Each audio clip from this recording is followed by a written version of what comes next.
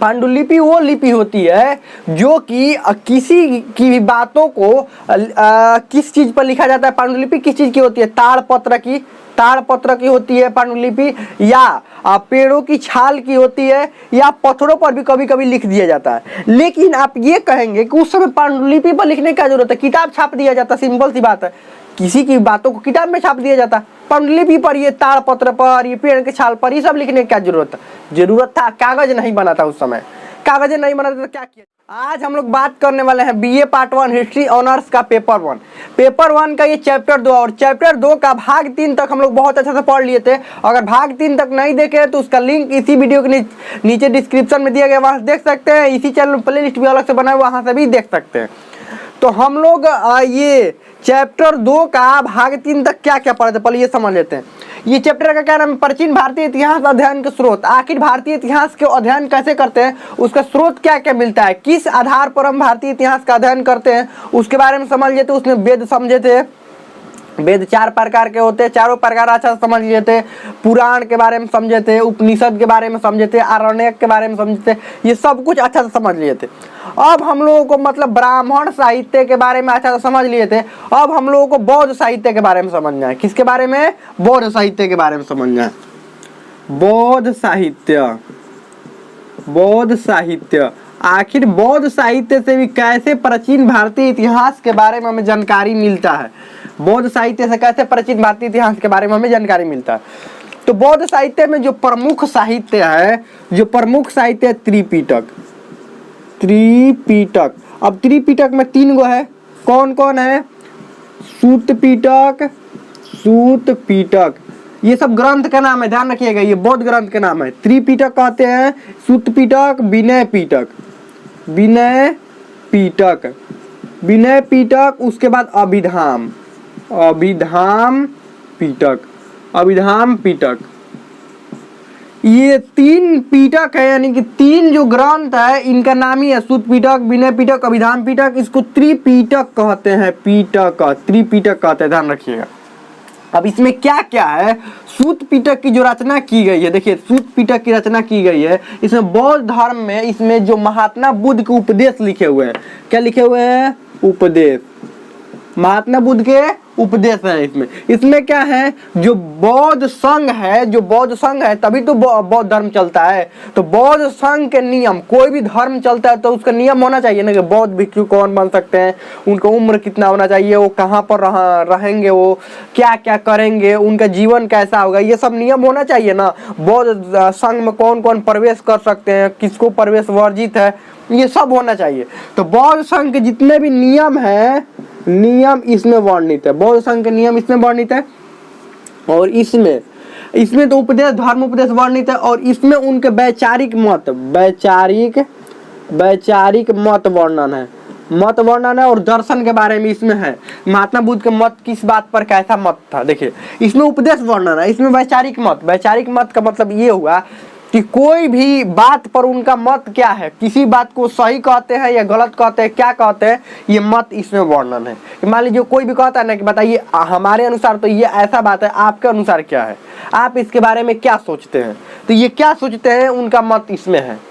तो चलिए इसके बारे में समझते हैं कि आखिर ये सब मिला कहाँ से, रचना कब हुआ, क्या हुआ, और कैसे उस समय के बारे में जानकारी मिलती है। तो एक बात बताइए हमको, ये सब जो ग्रंथ है इसकी रचना कब हुआ होगा बताइए? क्या बौद्ध धर्म बनने से पहले इसकी रचना हुआ होगा या बौद्ध धर्म बनने के बाद? तो जब बात ही बौद्ध धर्म के हो रही है तो बौद्ध धर्म बनने के बाद ही तो रचना हुआ होगा। किसी के बारे में कहानी कब लिखते हैं? जब उसका जन्म होता है तब में कहानी शुरू होता है, कि जन्म से पहले उसके बारे में कहानी लिख देंगे, नहीं ना।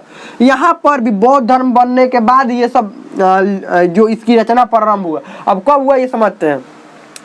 महात्मा बुद्ध जो थे वो बौद्ध धर्म के क्या थे? संस्थापक थे। महात्मा बुद्ध बौद्ध धर्म के संस्थापक थे, और उन्होंने ये महात्मा बुद्ध के बारे में अलग से ही पढ़ेंगे। जैन धर्म बौद्ध धर्म के बारे में पूरा विस्तार से अलग से पढ़ेंगे। अभी थोड़ा सा समझ लेते हैं। जो महात्मा बुद्ध थे उनका जन्म कब हुआ था? जन्म 563 ईसा पूर्व में। कब? 563 ईसा पूर्व में। उसके बाद जो महात्मा बुद्ध के बचपन का नाम सिद्धार्थ था। ये सब आगे आने वाले चैप्टर में हम पूरा विस्तार से पढ़ाएंगे, तो अभी उतना अच्छा से नहीं बता रहे, बस जितना जानना है उतना ही बता रहे। चलिए जन्म।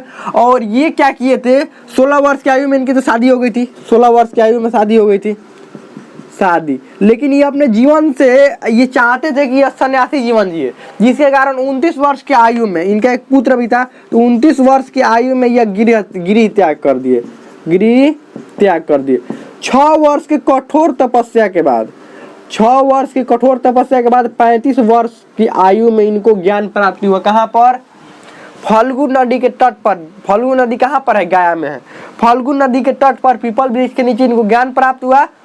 उसके बाद सबसे पहले पहुंचे सारनाथ में, वहां पर सबसे पहला उपदेश कहाँ पर दिया, सारनाथ में। और सारनाथ जो कि अभी वर्तमान में उत्तर प्रदेश में है, तो सारनाथ पहुंचे और सारनाथ में अपना पहला उपदेश दिया और वहीं से बौद्ध संघ की स्थापना की।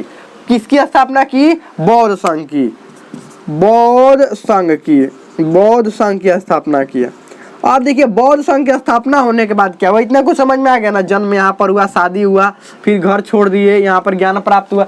अब इसके बारे में पूरे डिटेल में बताएंगे, अभी मत सोचिए कि इसके बारे में हमको याद नहीं हो रहा है, ये अभी मत सोचिए, क्योंकि महात्मा बुद्ध के बारे में बाद में भी आगे आने वाले चैप्टर में ही बताएंगे हम, महात्मा बुद्ध और महावीर के बारे में, दोनों के बारे में बताएंगे। बौद्ध संघ की स्थापना की। बौद्ध संघ की स्थापना करने के बाद नियम बनाया गया कि कौन कौन बौद्ध धर्म संघ में प्रवेश करेंगे। अब ये जहाँ जहाँ पर भी जाते थे ना, ये तो नियम बनाया गया। अब उस नियमों को क्या, इनके जो बौद्ध भिक्षुक थे वो पांडुलिपियों पर लिखा करते थे, पांडुलिपियों पर लिखा करते थे या अपने याद भी रखते थे। और पांडुलिपि क्या होती है, अब ये भी समझिए। पांडुलिपि वो लिपि होती है जो कि किसी की भी बातों को किस चीज पर लिखा जाता है। पांडुलिपि किस चीज की होती है, ताड़पत्र की, ताड़पत्र की होती है पांडुलिपि, या पेड़ों की छाल की होती है, या पत्थरों पर भी कभी कभी लिख दिया जाता है। लेकिन आप ये कहेंगे कि उस समय पांडुलिपि पर लिखने की क्या जरूरत है, किताब छाप दिया जाता, सिंपल सी बात है, किसी की बातों को किताब में छाप दिया जाता। पांडुलिपि पर, ये ताड़पत्र पर, ये पेड़ के छाल पर, ये सब लिखने की क्या जरूरत है, जरूरत था, कागज नहीं बना था उस समय, कागज नहीं बना था तो क्या किया जाए बताइए।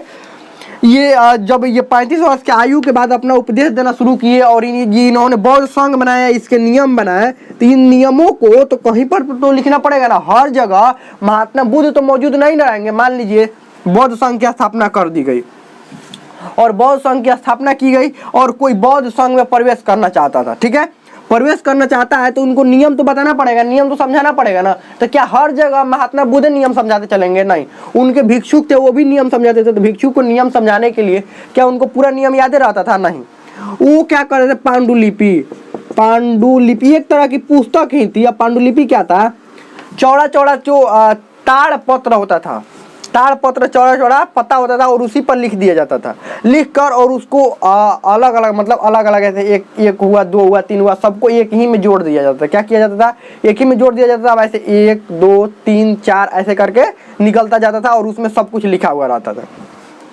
तो पांडुलिपियों पर लिखा गया उस समय नियम, ये सब पांडुलिपियों पर लिखा गया। लेकिन उनके उपदेशों को, और बात, उपदेशों को भी पांडुलिपियों पर, लेकिन एक अच्छा किताब के रूप में उसको संकलित नहीं किया गया। उस समय जब महात्मा बुद्ध थे, बस उनके जहाँ जहाँ भी जाते थे, जो जो उपदेश देते थे ना, उन उपदेशों को लिखा गया, सब एक ही में, सब एक ही में, अलग अलग नहीं, सबको एक ही में लिखा जा रहा था। उनके जो बौद्ध संघ के नियम थे लिख दिया गया, उनके उपदेश जहाँ पर जाते थे लिख दिया गया। वो जो भी उपदेश जो भी मंत्र बोल रहे हैं, जो भी वो मत देते थे, मंत्र नहीं मत, जो भी मत देते थे उनको अपना मत, जो किसी भी चीज के बारे में कि ये ऐसे नहीं, ऐसे होना चाहिए, ऐसे नहीं, ऐसे, वो भी लिखा जाता था, सब चीज संकलित किया जाता था। लेकिन अलग अलग किताब के रूप में नहीं लिखा जाता था। क्यों? क्यों? कुछ भी डाउट हुआ तो किससे पूछ लेंगे, महात्मा बुद्ध से पूछ लेंगे। कुछ भी समस्या हुआ तो किससे पूछ लेंगे, महात्मा बुद्ध से। लेकिन महात्मा बुद्ध की मृत्यु, ये तो 563 हो गया ना, 483 ईसा पूर्व में महात्मा बुद्ध की मृत्यु हो गई। 483 ईसा पूर्व में, 483 ईसा पूर्व में मृत्यु होते ही क्या हुआ, 483 ईसा पूर्व में मृत्यु होते प्रथम बौद्ध संगीति का आयोजन करवाया गया। प्रथम बौद्ध संगीति, जितने भी बौद्ध धर्म के भिक्षुक थे, जितने बौद्ध धर्म का अच्छा जानने वाले थे, अब महात्मा बुद्ध की मृत्यु हो गई तो क्या करना पड़ेगा, अब तो ये रखना पड़ेगा ना कि अब महात्मा बुद्ध की मृत्यु हो गई तो आखिर बौद्ध धर्म को कैसे चलाया जाए, क्या अब नियम होने चाहिए। अब उनकी मृत्यु होने के बाद वो अलग तरीके से बौद्ध धर्म चलेगा ना। अब अलग तरीके से मतलब उन्हीं के नियम पर चलेगा, लेकिन अब तो वो है नहीं, तो कैसे कैसे चलाया जाए, क्या किया जाए। एक मीटिंग बुलाया गया, उसी को बौद्ध संगीति कहते हैं।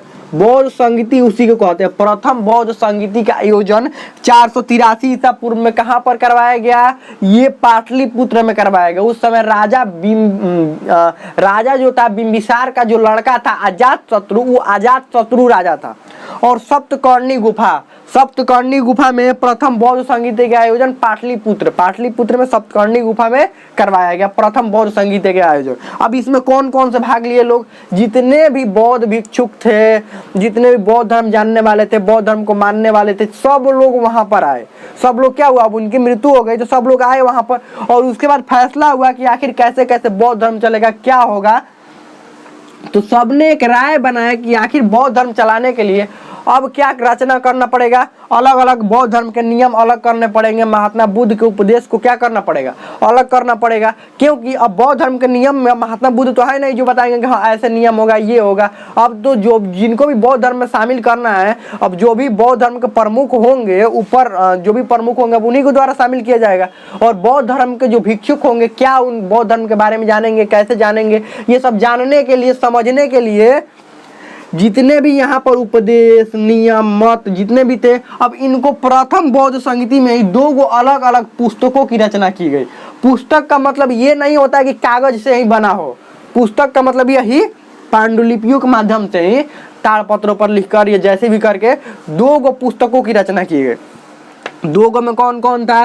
सूत पिटक और विनय पिटक, दोनों की अलग अलग संकलित किया गया। सूत पिटक और विनय पिटक को अलग अलग संकलित किया गया। कब? प्रथम बौद्ध संगीति में ये दोनों को अलग, उनके उपदेश और नियम दोनों को अलग अलग किया गया, क्योंकि महात्मा बुद्ध तो थे नहीं कि जो बताएंगे। अब उनके उपदेशों को सूत पिटक में उनके उपदेश और विनय पिटक में उनके नियम, ये दोनों का वर्णन पूरा विस्तार से किया गया। साथ में ही उस समय के जितने भी आसपास वाले राजा थे, जितने भी राज्य था, महाजनपद था, वही राज्य यानी महाजनपद था, उन सब के बारे में भी इसमें वर्णन किया गया। और उस समय के इसमें राजनीतिक परिदृश्य से भी वर्णन थे कि कौन कौन से राजा थे, कैसे थे, ये सब वर्णन था। ठीक है, अब ये दोनों तो त्रिपिटक समझ लिए। त्रिपिटक में 2 ग्रंथों की रचना हुई। अभी तीसरा ग्रंथ की रचना कब हुआ? देखिए तीसरा ग्रंथ कही तो प्रथम बौद्ध संगीति में ये दोनों हुआ। अब तीसरा ग्रंथ की रचना तीसरी बौद्ध संगीति में हुई, दूसरी बौद्ध संगीति में नहीं, तीसरी बौद्ध संगीति में हुआ। ध्यान रखिएगा, तीसरी बौद्ध संगीति में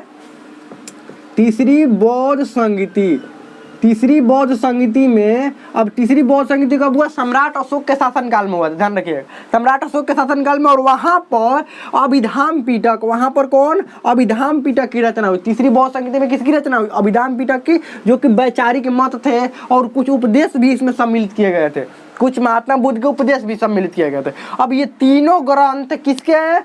बौद्ध धर्म के। जो भी बौद्ध धर्म के व्यक्ति होंगे ये तीनों ग्रंथ को क्या करते हैं? पढ़ते हैं। बौद्ध धर्म के अलावा भी अगर कोई व्यक्ति चाहे तो उसको क्या कर सकता है? पढ़ सकता है। इनके अलावा और भी बौद्ध साहित्य है। कौन से बौद्ध साहित्य? मिलिंद पन्हो, एक और कौन सा है? मिलिंद पन्हो। इसका क्या नाम है?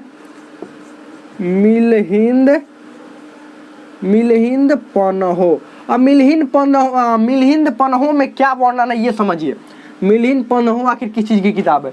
अब जब सब इसमें वर्णन हो ही गया, महात्मा बुद्ध के उपदेश ये सब वर्णन हो गया, तो इसमें क्या था?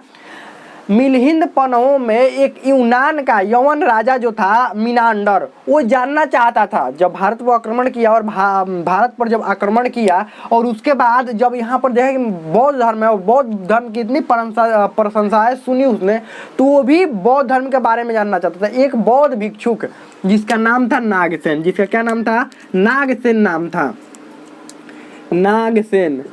नागसेन से उस मिनांडर जो कि यूनान का राजा था, मिनांडर जो कि यूनान का राजा था, इन दोनों की बातचीत, मिनांडर सवाल कर रहा था और नागसेन जवाब देता था। जो भी सवाल करता था जिस चीज के बारे में, आत्मा के बारे में, परमात्मा के बारे में, ईश्वर के बारे में, सब कुछ ये बौद्ध भिक्षुक था, ये राजा था। इन दोनों बातों का वर्णन इस मिलिंद पन्हों में किया गया है। एक पुस्तक की रचना की गई जो कि मिलिंद पन्हों, अभी देखिए अभी उदाहरण है, अभी के परिप्रेक्ष्य में समझते हैं। जैसे अभी दो लोगों के बीच बातचीत होता है, कोई भी दो बड़े लोग हो, जैसे एक रिपोर्टर रहता है, ठीक है, एक रिपोर्टर है और किसी का इंटरव्यू ले रहा है, तो क्या किया जाता है, कैमरा से रिकॉर्ड किया जाता है, ठीक है, और उसको सबको दिखाया जाता है। क्या किया जाता है, वो दिखाया जाता है, कैमरा से रिकॉर्ड करके उसको दिखाया जाता है कि देखिए इन दोनों के बीच ये बातचीत हुआ। तो नागसेन और मीनांडर के बीच क्या क्या बातचीत हुआ, पूरे राज्य के लोगों को पता चलना चाहिए, राज्य ही नहीं पूरी दुनिया के लोगों को भी पता चलना चाहिए कि आखिर इन दोनों के बीच में क्या क्या बातचीत हुआ, क्या इन्होंने प्रश्न किया और क्या इन्होंने जवाब दिए, तो बस पता चलना चाहिए सबको ना। तो इसके लिए उस समय कैमरा तो था नहीं, कैमरा मेरा कुछ नहीं था, तो क्या किया गया, उस समय पुस्तकों की रचना कर दी जाती थी। किसकी, पुस्तकों की। पुस्तक का मतलब कागज वाले की बात नहीं कर रहे हैं हम, पुस्तकों की रचना कर दी जाती थी। ध्यान रखिए। पुस्तक कैसे, पांडुलिपियों के माध्यम से रचना कर दी। पांडुलिपि, वो तो पांडुलिपि के बारे में तो बता ही थे। तो पांडुलिपियों के माध्यम से पुस्तकों की रचना, जिसको मिलिंद पन्हों कहते हैं, जिसको मिलिंद क्या कहते हैं, मिलिंद पन्हों कहते हैं। ध्यान रखिएगा। आगे बढ़ते हैं। इनका और दीपवंश, महावंश, दीपवंश, महावंश, ये सब भी बौद्ध धर्म के ग्रंथ है। फिर बात करें जातक कथाएं, जातक कथाएं, ये सब भी महात्मा बुद्ध के बारे में ये सब कथाएं इसमें लिखी हुई है। मतलब इतना कुछ बौद्ध साहित्य जो कि बौद्ध धर्म के बारे में विस्तृत जानकारी देने के लिए बहुत ही महत्वपूर्ण है। साथ में ही उस समय के राजा के बारे में, उस समय के सब कुछ परिदृश्य से इसमें वर्णन किया जाता है। अब बताइए कि मिलिंद पन्हों से जो बौद्ध धर्म के बारे में हमें जानकारी मिलती है, क्या उस समय के राजा मीनांडर के बारे में जानकारी नहीं मिलती है कि यूनान का राजा था, यहाँ पर आया था, ये सब जानकारी मिलती थी ना, मिलती है ना। और मीनांडर के मंत्री परिषद, ये सब के बारे में इसमें जानकारी मिलती है। तो क्या प्राचीन भारत के राजाओं के बारे में जानकारी तो मिल रही है ना, इसमें सब लिखा हुआ है, उसमें जानकारी मिल रही है। तब ये हो गया। अब ये कहाँ से मिला हुआ है, आप कहेंगे कि आखिर ये कहाँ से मिला हुआ है। उस समय राजा तो कहानी खत्म, उनका महल का कहानी खत्म हो गया। जब महल खत्म हो गया तो ये सब ग्रंथ कहाँ से मिले हैं, ये सब ग्रंथ कहाँ रखे हुए थे कि ये बचे हुए हैं, उनका महल खत्म हो गया है। मतलब ये सारे ग्रंथ कहाँ रखे हुए होंगे, जो प्राचीन के ग्रंथ और भी ग्रंथों की बात करते हैं तो सब ग्रंथ आखिर कहाँ रखे हुए थे। ये ग्रंथ सब बच गए थे और बाकी उनका महल ये सब खत्म हो गए। देखिए ग्रंथ कहाँ रखे हुए रहते थे। ग्रंथ बहुत सुरक्षा में, क्योंकि इनको पवित्र माना जाता था। ध्यान रखिएगा, बहुत ही पवित्र माना जाता था, सुरक्षा के साथ रखा जाता था। अब सुरक्षा के साथ इनको कहाँ रखा जाता था, बौद्ध मठों में रखा जाता था, क्योंकि बौद्ध मठों में इनकी जरूरत है ना। ये अब देखिए त्रिपिटक की जरूरत कहाँ पर है, बौद्ध मठ में जरूरत है ना, कि बौद्ध मठ में जो बौद्ध धर्म के जो भी लोग रहेंगे, बौद्ध धर्म के जो भी भिक्षुक रहेंगे, वो समझेंगे, उसको पढ़ेंगे, उसके बारे में जानेंगे। साथ में ही बौद्ध बिहारों में भी रखा जाता था, बौद्ध बिहार। अब बिहार का मतलब समझिए, बिहार का मतलब क्या होता है, बौद्ध बिहार का मतलब क्या होता है। बिहार का मतलब पहले बिहार ये समझ लेते। देखिए ये बिहार क्या होता है, बिहार दो गो, ध्यान समझिए, बिहार और ये बिहार, दोनों बिहार जो है इनका अर्थ समान है, बस इसका ये बदल दिया गया है, ये बी हो गया है, ये वाह हो गया है। ध्यान रखिएगा। अब पहली उत्पत्ति इसकी हुई, किसकी उत्पत्ति हुई, इसकी उत्पत्ति हुई। ध्यान रखिएगा, इस बिहार की पहली उत्पत्ति हुई। बिहार का मतलब क्या होता है, बिहार का मतलब समझिए। बिहार का मतलब वैसा जगह होता है, सबसे पहले आपको पता है कि जैन धर्म की उत्पत्ति हुई, उसके बाद बौद्ध धर्म की। और जैन धर्म और बौद्ध धर्म का जो प्रचार प्रसार हुआ वो मगध वाले क्षेत्रों से सबसे ज्यादा हुआ। मगध मतलब पटना पाटलिपुत्र वाले क्षेत्रों से ज्यादा हुआ। तो पाटलिपुत्र वाले क्षेत्र से ज्यादा हुआ तो यहाँ पर महात्मा बुद्ध, पाटलिपुत्र वैशाली वाले क्षेत्र, तो यहाँ पर महात्मा बुद्ध, पहले तो वो महावीर महात्मा बुद्ध, ये सब यहाँ पर घूमते रहते थे। यहाँ पर यहीं पर इनका अधिक जीवन का अधिक समय जो है वो व्यतीत हुआ और यहीं पर भी इनका स्थान रहा। साथ में ही बौद्ध भिक्षुक भी यहाँ पर घूमने आते थे, तो मठों का निर्माण करवाया गया। किसका निर्माण हुआ, बौद्ध मठों का, जैन मठों का, ये सब निर्माण हुआ। और बाहर से जो भी लोग आते थे, जो भी बौद्ध धर्म या जैन धर्म ग्रहण करते थे और आते थे घूमने के लिए, तो बौद्ध और जैन मठों को घूमते थे। तो वही घूमने वाला जो जगह था, जिस एरिया में बौद्ध धर्म और जैन धर्म का प्रसार हुआ और वहाँ पर बौद्ध मठ बनाए गए, तो वही घूमने वाला एरिया को बिहार कहा जाता है। घूमने वाला एरिया को क्या कहा जाता है, बिहार। साथ में बिहार उसको भी कहा जाता है, ध्यान रखिएगा, बौद्ध मठों के नजदीक में बौद्ध भिक्षुओं को रहने के लिए जो जगह बनाया गया था उसको भी बिहार ही कहा जाता है। ध्यान रखिएगा, बौद्ध धर्म में जो भी रहने के लिए बौद्ध भिक्षुओं का जगह बनाया गया था उसको भी क्या कहा जाता है, बिहार। तो ये सारे जो ये ग्रंथ थे ये वहीं पर रखे हुए रहते थे। तो वहाँ पर सुरक्षित सबसे ज़्यादा जगह था। कहाँ पर? वो गुफाओं में हुआ करते थे। कहाँ पर? गुफाओं में। तो अभी भी देखिएगा जो मौर्य काल के जो गुफा हैं, जो बराबर की पहाड़ियों में अभी भी 4 गुफाएं मिलती है जो मौर्य काल की, वो चारों गुफाएं देखिएगा बहुत ही सुरक्षित है। चारों गुफाएं क्या है? वो बहुत ही सुरक्षित है। तो गुफा में कोई हानि होगा, कोई भी ग्रंथ रखा जाएगा तो गुफा में कोई हानि होगा? कुछ भी हानि नहीं होगा। इसीलिए जो बौद्ध ग्रंथ मिले हैं ये सब ठीक ठाक सुरक्षित मिले हैं। या जो प्राचीन समय के भी ग्रंथ मिले हैं वो सब ऐसे ही जगहों पर रखे हुए रहते थे, ध्यान रखिएगा, ऐसे ही जगहों पर रखे हुए रहते थे गुफाओं में। ये सब में तो गुफा कभी ऐसे हो जाएगा ढह जाएगा? गुफा कभी ढहेगा नहीं। इंसानों द्वारा बनाया गया ना सब महल वहल ढह जाएगा, गुफा कभी ढहेगा नहीं। तो वहाँ सबसे ये सब मिलता है ग्रंथ और उनके बारे में जानकारी मिलती है। साथ में वो धर्म चलते आ रहा है, तो धर्म के जो महान लोग भी आगे बढ़ते हुए जो आ रहे हैं, एक के बाद एक आगे आगे बढ़ते हुए आएंगे ना, बनेंगे ना, उसके बाद वो बनेगा जाएगा, उसके बाद वो, तो वो सब भी जानकारी देते हैं। तो चलिए हम लोग आगे बढ़ते हैं। बौद्ध साहित्य के बारे में समझ लिया, अब थोड़ा जैन साहित्य के बारे में समझते हैं। जैन साहित्य में भी 2-4 गो ग्रंथ आते हैं, जैसे भागवती सूत्र हो गया। भागवती जैन साहित्य में, जैन साहित्य में भागवती सूत्र हो गया, परिशिष्ट पवर्ण हो गया, भागवती सूत्र, परिशिष्ट पवर्ण,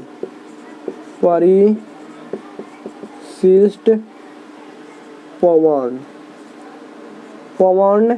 और उसके बाद परिशिष्ट पवर्ण के बाद एक आता है भद्र चरित आता है। तो ये 2 गो महत्वपूर्ण हम लोग समझ लेते हैं, भगवती सूत्र और परिशिष्ट पवर्ण। ये जैन धर्म के ग्रंथ है। तो और भी जैन धर्म के ग्रंथ है, लेकिन महत्वपूर्ण जानकारी जैन धर्म के बारे में इन्हीं से मिलती है। साथ में आप थोड़ा सा देख लेते हैं, ये समझ लिए ना, आप थोड़ा सा देख लेते हैं धर्मनिरपेक्ष साहित्य के बारे में। अब आप कहेंगे धर्मनिरपेक्ष, जिनको धर्म से कोई संबंध नहीं, ये सब तो धर्म से संबंधित ग्रंथ है ना। अब धर्मनिरपेक्ष साहित्य में कौन कौन आएंगे? धर्मनिरपेक्ष साहित्य में कौन कौन आएंगे? धर्म में पहला होगा पाणिनि का व्याकरण, पाणिनि का व्याकरण। ये सब नाम ध्यान रखिएगा, ये सब महत्वपूर्ण है। दूसरा क्या होगा? दूसरा जो होगा वो मुद्रा, ये विशाखा दत्त का मुद्रा राक्षस, विशाखा दत्त का मुद्रा राक्षस। देखिए इस सब में क्या क्या जानकारी मिलती है, मुद्रा राक्षस। अब देखिए इसमें मौर्य काल के बारे में जानकारी मिलती है। आगे बढ़ते हैं, एक और शास्त्र है, तीसरा क्या है?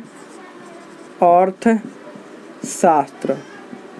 और शास्त्र ये किसके द्वारा रचना किया गया? देखिए ये यहाँ पर पुस्तक का नाम लिखना चाहिए ना, यहाँ पर पुस्तक का नाम ये चाणक्य द्वारा किसकी रचना किया गया? अर्थशास्त्र की, ध्यान रखिएगा, अर्थशास्त्र। पूर्ण रूप से ये राजनीति के बारे में पढ़ना था, मौर्य काल पढ़ाएंगे उस समय बताएंगे, इसमें भी मौर्य काल की भी जानकारी मिलती है।